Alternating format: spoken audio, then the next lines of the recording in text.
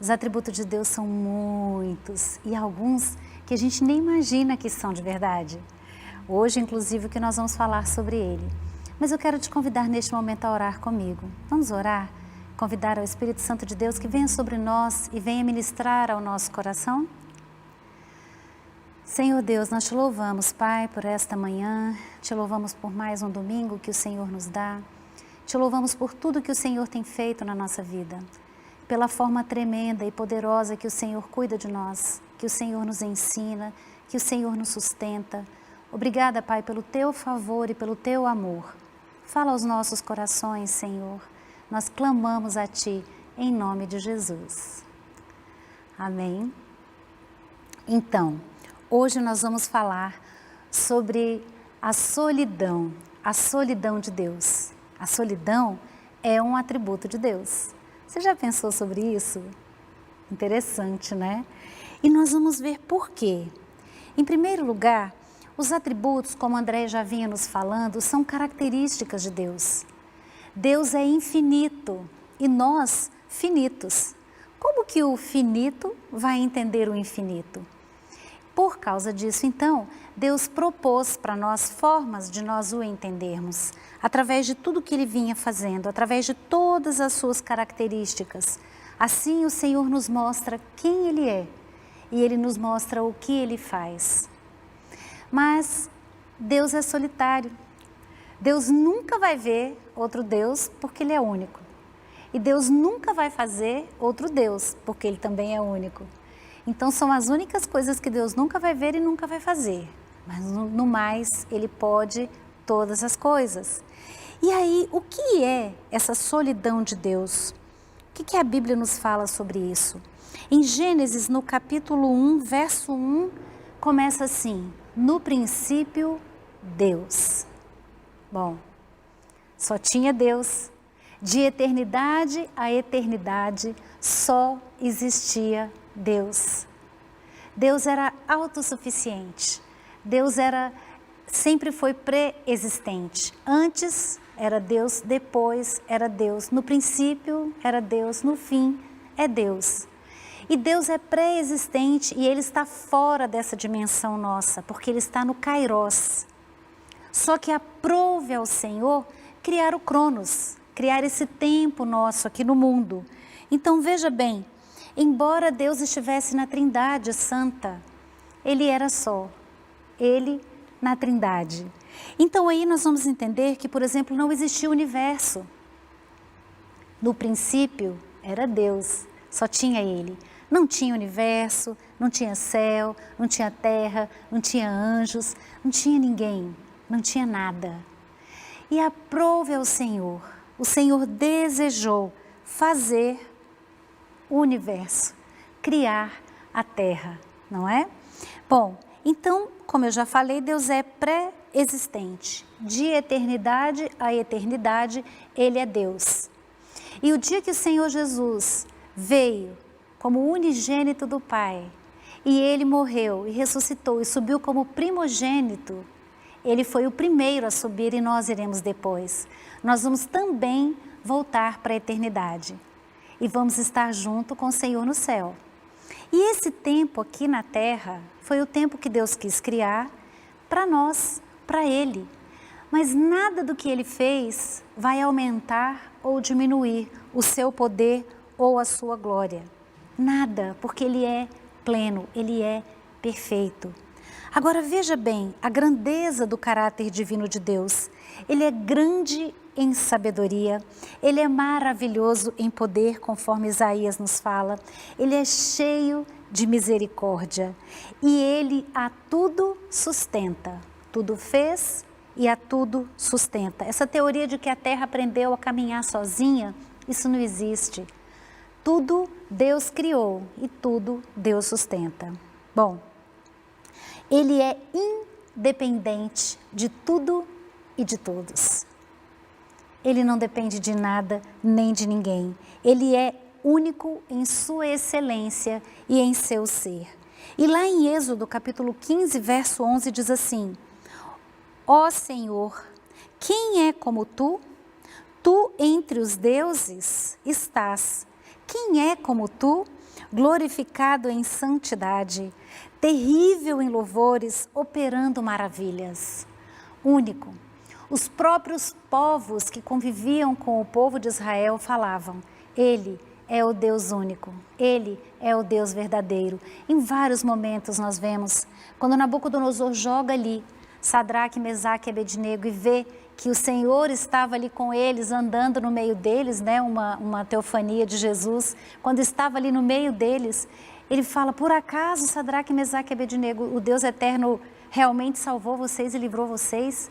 E ele disse: fique-se sabendo que o Deus de Sadraque, Mesaque e Abednego é o Deus poderoso. Nós vemos isso também quando Naamã se debruçou diante de Eliseu e aprove ao Senhor curá-lo, e ele foi curado depois de mergulhar 7 vezes, e ele disse: eu e a minha casa, todo mundo abaixo de mim agora, vai servir a esse Deus maravilhoso, o Deus de Israel. E ele ainda fala uma coisa interessante pro Eliseu. Ele diz: eu preciso ir até o templo do Deus Dagom, para que o rei vá e o adore, mas eu vou me abaixar só para sustentar o rei, eu não estarei nunca mais me abaixando diante dele. É tremendo. Todo mundo sabia quem era Deus. Quando Jericó foi destruída, a Raabe fala para os espias: eu sei quem é o Senhor Deus Todo-Poderoso de vocês.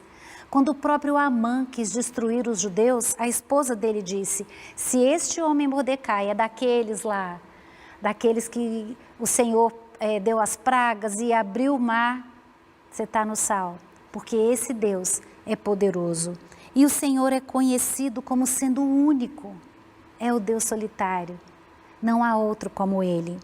Deus estava só, mas se bastava. Deus não precisava ter criado nada, nem o universo, nem os anjos, nem a gente. O Senhor não precisa disso, mas Ele quis criar. Por que Ele não precisava de nós? Porque Ele é completo. Ele é suficiente, Ele é satisfeito em si mesmo e de nada necessita, conforme Malaquias nos diz. Como Ele não muda, a sua glória também não pode ser aumentada ou diminuída. O seu amor não pode ser aumentado ou diminuído, porque o amor dele é perfeito, ele é pleno.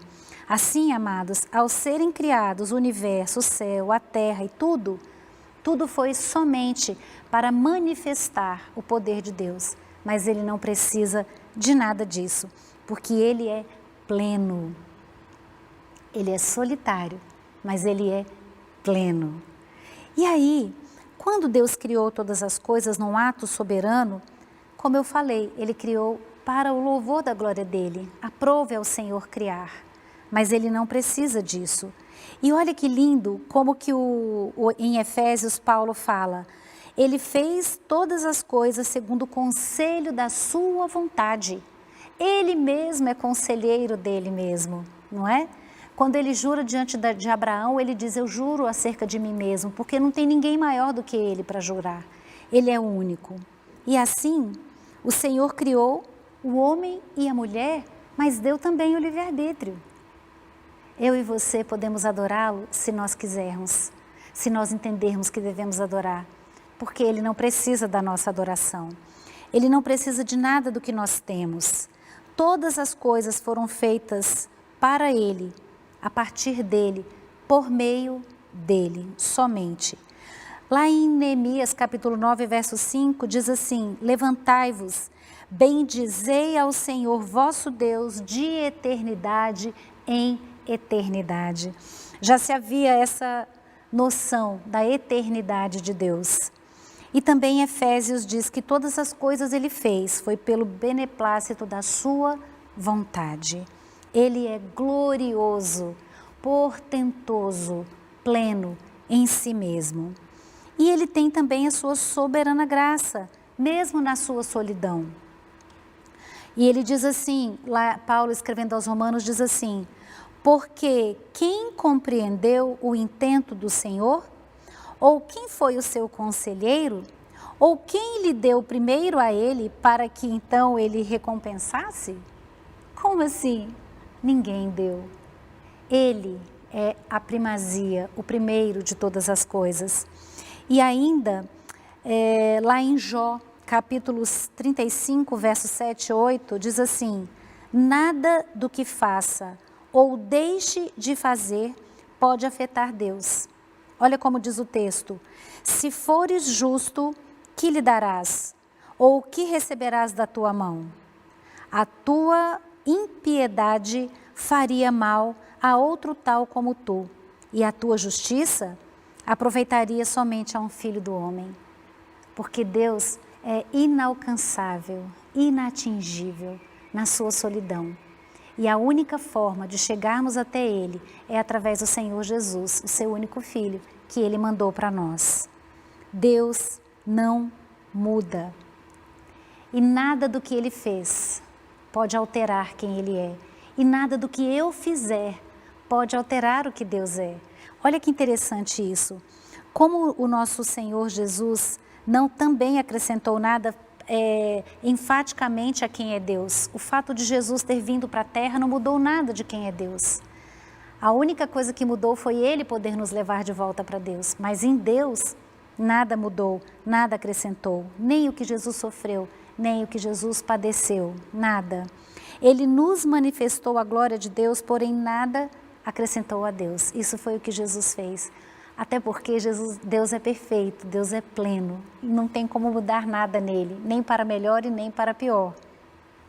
Bom, falando do caráter oficial de Deus então, a gente observa que Deus é honrado e desonrado pelo homem. Eu posso honrá-lo e desonrá-lo, mas diante dos outros, isso não altera nada diante de Deus.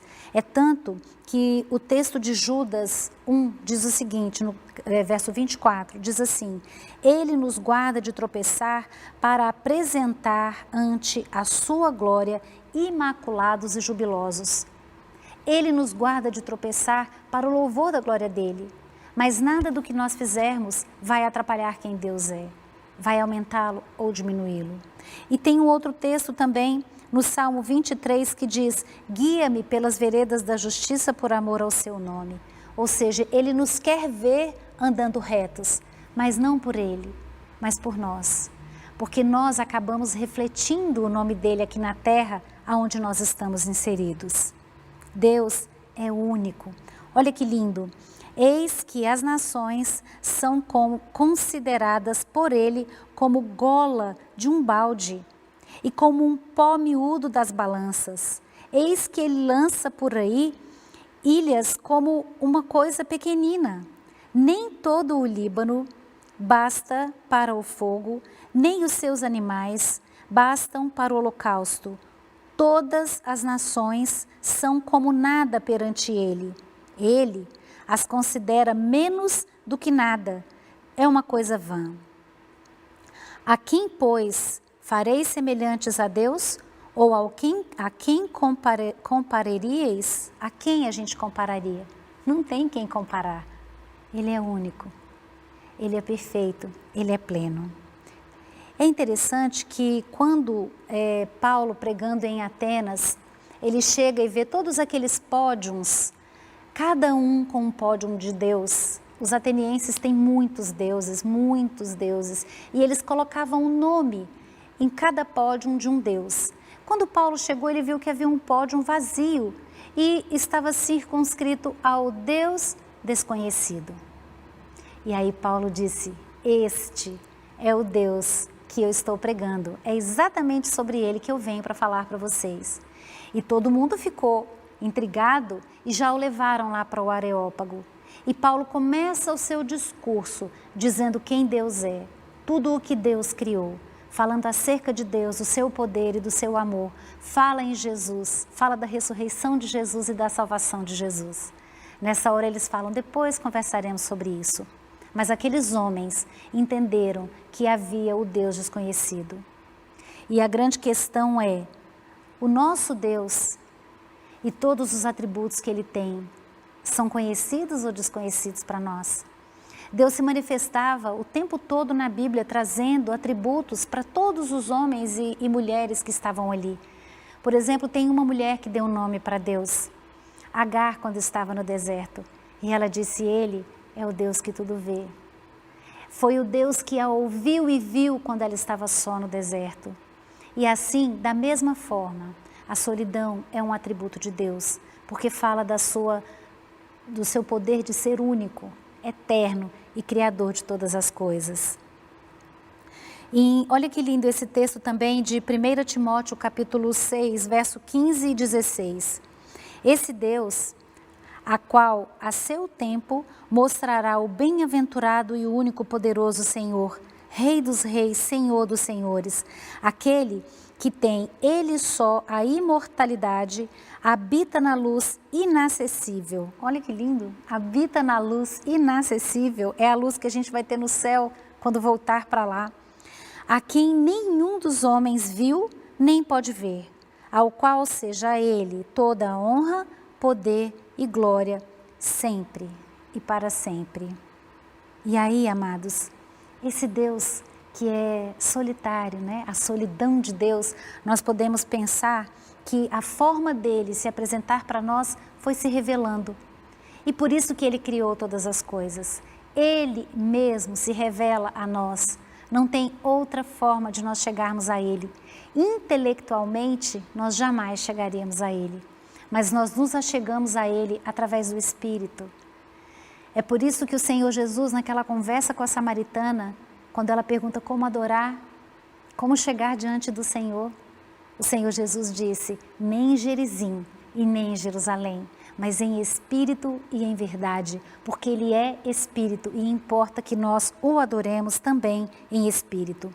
Através do nosso intelecto, a gente jamais chegará em Deus. Por isso que homens e mulheres estudam intelectualmente o tempo todo, mas não conseguem chegar. Mas através do Espírito Santo de Deus, que é quem nos convence do pecado, da justiça e do juízo, Ele nos mostra quem nós somos e mostra quem Deus é. A partir dele, a gente consegue chegar. Olha que interessante, Deus é Espírito, João 4:24. E é assim que nós devemos adorá-lo e estarmos perto dele. Agora, olha que interessante. Conta-se que um selvagem achou um relógio e ele ficou muito encantado com aquele relógio. Mas ele não sabia o que fazer e ele não sabia para que servia. Até um tempo que chegou um missionário na tribo dele e ele disse, para que serve isso? Quem fez isso? É algo muito bem feito, alguém deve ter feito. E o missionário riu e disse sim. E foi a deixa para o missionário explicar. Assim como o relógio denuncia que tem um relojoeiro, o mundo, o universo, denuncia que existe um Deus, Criador de todas as coisas. E Ele está no seu tempo, no Kairos, na sua solidão.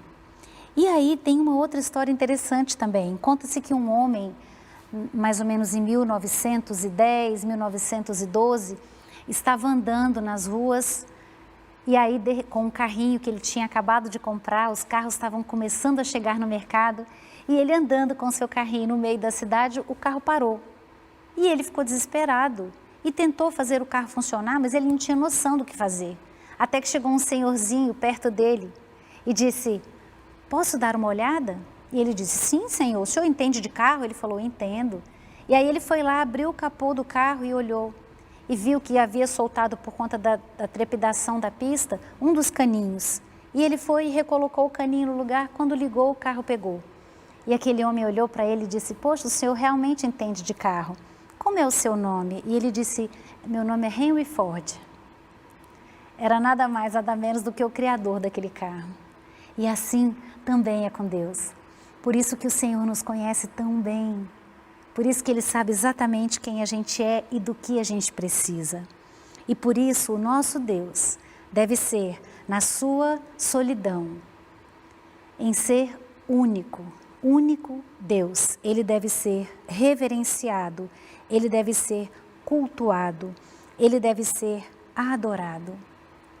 Ele é solitário em sua majestade. Olha que coisa linda, não tem outro igual a Ele. Ele também é único em sua excelência. E Ele também é incomparável em suas perfeições. Não há outro Deus. Ele jamais verá outro Deus, porque Ele é único. E aí, amados, o que nós precisamos fazer diante disso? Em primeiro lugar, o apóstolo Pedro diz que nós temos que conhecer e prosseguir em conhecer o nosso Deus. Oséias já dizia isso também. Quando o povo se desgarrava da palavra, eles acabavam cometendo pecados. Eles acabavam se distanciando da vontade de Deus para a vida de cada um deles. Nós vemos isso muito claramente no quadro de Juízes. Quando vinha um juiz que fazia o que era bom perante o Senhor, o povo se levantava diante de Deus, e era tremendo, e era uma bênção, e o povo vivia os milagres do Senhor. Mas quando se levantava um homem que fazia o que era mal perante o Senhor, e o povo ia junto com ele, a fome normalmente devastava todo mundo. Era muito triste. Agora, assim como naquela época o Senhor falava que nós não podemos nos apartar da palavra, ao contrário, como diz o salmista no Salmo 1, nós temos que meditar na palavra dia e noite. Nós precisamos orar a palavra, declarando a palavra. Por exemplo, quando Josafá fez aquele culto cantado, tremendo, andando com o povo, ele foi louvando.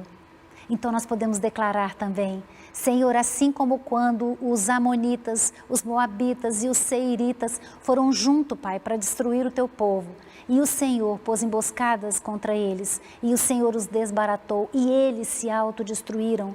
O povo teve o trabalho de pegar os despojos, o povo ficou rico, pegou o despojo de 3 povos, levaram 3 dias para pegarem os despojos.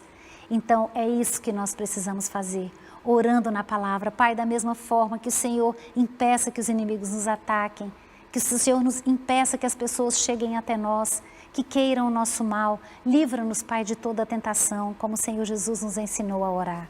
E assim, amados, quanto mais a gente meditar na palavra, quanto mais a gente se apropriar da palavra, mais a gente vai saber quem é o nosso Deus, mais nós vamos saber como é que Ele quer que nós o sirvamos, que nós o adoremos, que nós estejamos perto dEle.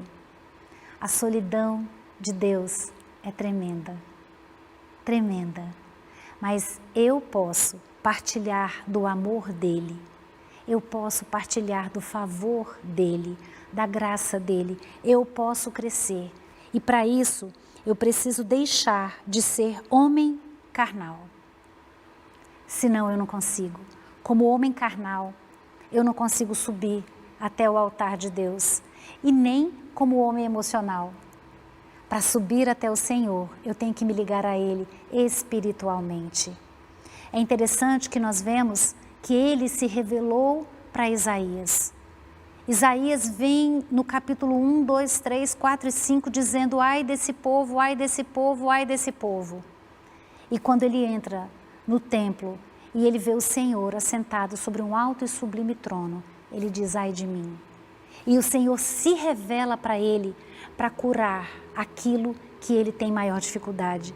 Ele diz: eu sou um homem de lábios impuros e habito no meio de um povo de impuros lábios. E os meus olhos viram o Senhor. E o que foi que o Senhor fez? O Senhor designou a um anjo para pegar uma pedra viva no altar e passar nos lábios dele para purificar. E então o Senhor pergunta: a quem enviarei? Quem há de ir por nós? E o Isaías responde: eis-me aqui, envia-me a mim. Embora eu não possa fazer diferença nenhuma para que a glória de Deus seja maior ou menor, eu posso aqui na terra fazer diferença na vida de outros para que o conheçam, para que saibam exatamente quem Ele é e tudo que Ele pode fazer. Mas para isso, eu não posso ser como um homem carnal. Ao contrário, eu tenho que me ligar a Ele de forma espiritual. Preciso da oração, eu preciso da palavra, eu preciso da comunhão, eu preciso estar próxima a pessoas que vão me ajudar a levar até Deus. Eu hoje ouvi uma frase linda e eu fiquei muito encantada. Uma pessoa falou para mim: eu pedi para Deus colar em pessoas que me façam ficar mais perto dEle. E essa pessoa disse para mim: você é uma dessas pessoas. E eu fiquei muito feliz, Porque você saber quem você é ou você achar quem você é uma coisa, até que você escute de alguém. E eu não falo isso para me ensoberbecer aqui, mas porque eu fiquei feliz de saber que o que eu estou querendo fazer, eu estou conseguindo. E eu quero que mais pessoas colhem a mim para saber quem Deus é. E que eu possa viver plenamente quem Ele é. Na minha vida, Ele seja visto, seja reconhecido. E assim, amados, em 2 Coríntios capítulo 4, verso 6, Paulo diz assim: é mister que o Espírito Santo de Deus brilhe em nossos corações, né? Não no nosso intelecto.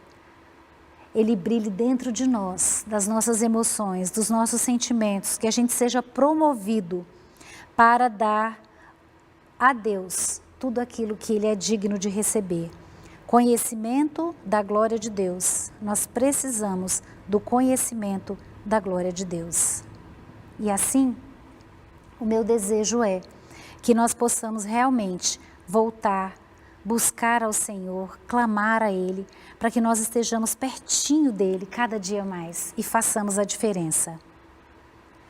E ainda em 2 Pedro, capítulo 3, verso 18, o apóstolo Pedro diz o seguinte: ainda assim, a alma regenerada terá de crescer na graça e no conhecimento do Senhor Jesus. Precisamos conhecer mais e mais em todas as suas especificidades, em todos os seus atributos, quem Ele é. Quem Ele é. E, concomitantemente, nós vamos acabar descobrindo tudo o que Ele pode fazer. Mas nós temos que adorá-lo, não pelo que Ele faz.